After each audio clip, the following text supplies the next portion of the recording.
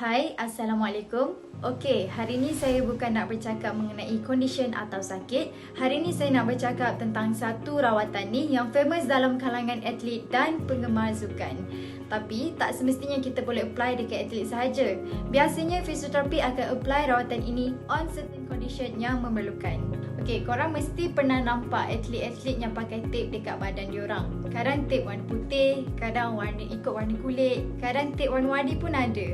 Okey, benda ni lah yang disebut sebagai taping. Fungsi taping ni berbeza mengikut jenis taping dan ada lagi lah cara pemasangan dan sebagainya. Okey, first korang kena tahu jenis-jenis taping. Yang pertama adalah rigid tape ataupun athletic tape. Kadang orang panggil juga as strapping. Kalau kita tahu nama dia pun dah tahu dia rigid. So tape ni memang tak elastik. Ia merupakan pita kain nipis yang dilengkapi dengan gam pada satu bahagian tape tersebut dan diperbuat daripada zinc oxide. Biasanya strapping ni berwarna putih. And then mengenai pemasangan strapping ni pula, ada satu benda yang korang kena kenal, iaitu underwrap. Underwrap ni dipakai sebelum korang nak apply strapping. Fungsi underwrap ni adalah untuk skin yang sensitif atau tak nak bagi melecet. Dan kalau pakai underwrap ni juga boleh memudahkan untuk buka rigid tape selepas bermain.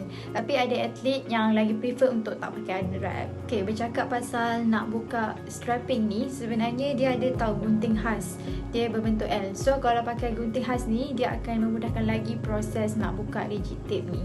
Kebiasaannya, atlet yang pakai strapping ni, atlet yang terlibat dengan contact game. Contohnya bola sepak, futsal, rugby dan sebagainya. So basically fungsi rigid tape ni dipakai ketika bersukan untuk prevent injury.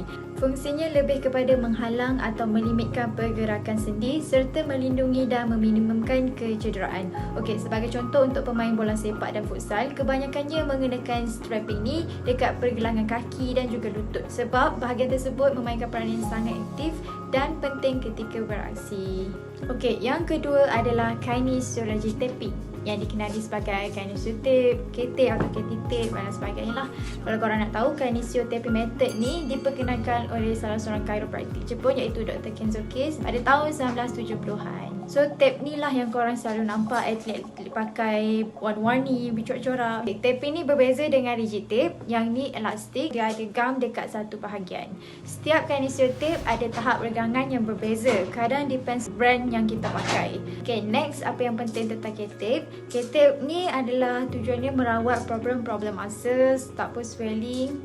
If korang nak apply K-tape ni, make sure kena guna teknik yang betul. Next, pemasangan K-tape ni sebenarnya depends on condition patient. Sama ada kita nak inhibit the muscle atau nak relax the muscles. Okay, condition apa je yang boleh apply K-tape ni selain sport? Condition seperti CTS, plantar fasciitis, swelling pun ada teknik khas lah untuk apply K-tape. Okay, fungsi K-tape ni juga sebenarnya boleh kurangkan sakit. Macam mana dia boleh kurangkan sakit? Sebenarnya kita apply K-tape tu, dia boleh lift up skin, lepas tu allows blood, lymph untuk flow dekat constricted pain areas. Okay, biasanya fisioterapis akan check dulu contraindication sebelum nak apply dekat patient. Seperti patient punya skin ada allergic ke tak, ada sensitif, and then ada open wound ataupun ada DVT. Okay, kalau untuk atlet pula, pemasangan hendaklah dibuat sekurang-kurangnya 30 minit atau sejam before game. Sebab nak mengelakkan daripada kan dah main game berpeluh lepas tu tak melekat. Tak macam rigid tape. Kalau rigid tape biasa atlet minta pasangkan right before game nak start. Okey, yang terakhir adalah elastic cohesive bandage atau dikenali sebagai ECB. Okey, tape ni sejenis bandage yang tak melekat dekat kulit, tak macam rigid tape ataupun kinesio tape. Ia melekat pada permukaan tape yang sama. Kiranya korang kena pusing sampai dia jumpa dekat permukaan yang sama, baru dia melekat. Dia melekat sesama sendiri. Okey, ia juga kenyal dan lebih selesa. Dan kadang-kadang atlet lagi prefer pakai ECB ni daripada rigid tape. Dan kebiasaannya atlet selalu pakai ECB ni dekat bahagian tangan, which is wrist ataupun tak pun kaki dekat ankle. Tujuan memakai ECB ni adalah untuk protect joint. Lepas tu dia provide juga compression. Tapi kena make sure lah cara pemakaian kena betul supaya lebih comfortable. Lepas tu dia provide consistent and long term of compression. Baru betul-betul boleh membantu dalam protect joint. Okey, kesimpulan daripada perkongsian saya hari ini, setiap jenis taping mempunyai fungsi yang berbeza. So, penting untuk kita tahu dulu macam mana cara pemakaian, fungsi dan teknik khas sebelum ambil keputusan nak pakai taping.